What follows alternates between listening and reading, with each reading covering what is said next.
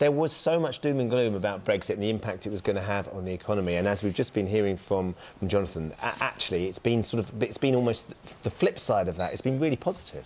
Well, we've proved we've got to stiff upper lip and we've powered on through. And also, it's been good for our exports. The fact that, because of Brexit, because of the uncertainty, our currency devalued, got cheaper. It meant that anything that we export looks more attractive, and that's done well. But we've also got to acknowledge the fact that there's a lag, and what we're seeing is that, yes, car manufacturing has done very well, but that's because businesses invested, let's say, 4 years prior, and actually since then, you know, companies are getting a little bit more cautious. Is it also because Article 50 hasn't been triggered yet? Do you think that there will be a sudden slump as soon as that goes into play? It's almost like everyone's waiting to see if it actually happens. Well, that whole uncertainty is already causing companies just to hold back on whether they're going to invest, whether they're going to hire. So for us, it could affect jobs, you know, and things like that, and salaries not being able to rise. So we're already starting to see that. And for example, we started to see at the end of the year, you know, our economy is still very much driven by people going out and buying, and people started to buy slightly less. And yeah, so talk us through Christmas, because you know, traditionally we expect Christmas sales to be an important time for the high street. We go out and spend loads of money, but actually that Christmas period, it fell just Christmas just gone. We saw the largest fall in sales in December, the largest fall for 4 years. And the reason is that people are struggling with higher costs of living. So, you know, when you go to your supermarket, it costs more to fill up your basket, it costs more when you go and fill up your car with petrol. People's salaries aren't rising at the same rate, so life is becoming a little bit less affordable.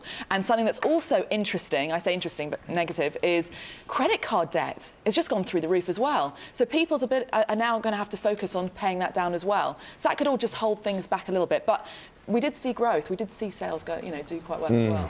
So Theresa May is on her way to see Donald Trump today, flying out there. Everyone's saying a brilliant trade deal with America could be our way out.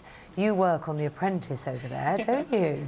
Good gig for a Brit. Well done, you. Yeah, thank you very much. Flying the flag. Flying the flag. With pouring the cups of tea. With Arnie. Would you like a cup of tea? Yeah, absolutely. Of course, it's Arnie now, not Donald Trump, isn't it? So, yes, so you're out there.